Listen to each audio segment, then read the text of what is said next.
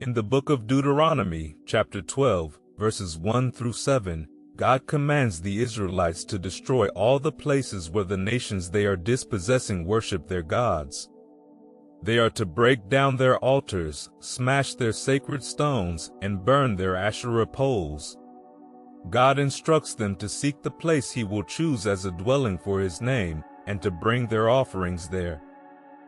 This passage emphasizes the importance of worshiping God in the way He has prescribed, in a place He has chosen.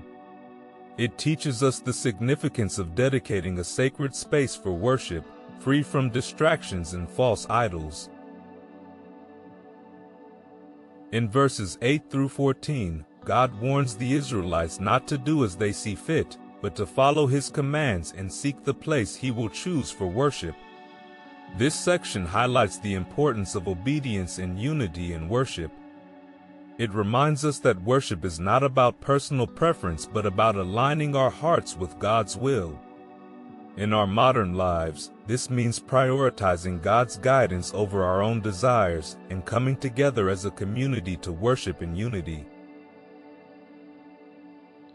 Verses 15 through 19 discuss the freedom to eat meat within the towns, but the Israelites are reminded not to neglect the Levites. This passage underscores the balance between enjoying God's blessings and remembering our responsibilities to others. It teaches us to be mindful of those who serve in spiritual roles and to support them generously. In today's context, this means sharing our resources and blessings with those who dedicate their lives to spiritual service.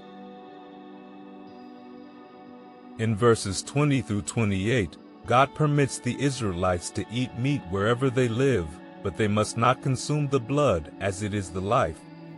This section emphasizes the sanctity of life and the importance of respecting God's commands. It calls us to live with reverence for life and to honor God's instructions in all aspects of our lives. In modern terms, this means valuing life, practicing gratitude, and living in accordance with divine principles. Finally, verses 29 through 32 warn the Israelites against being ensnared by the practices of the nations they are dispossessing. They are instructed not to inquire about their gods or adopt their practices. This passage serves as a reminder to remain steadfast in our faith and not be swayed by worldly influences. It encourages us to stay true to our beliefs and to seek God's wisdom in all things. In our lives, this means being vigilant against influences that may lead us away from our faith and staying committed to our spiritual journey.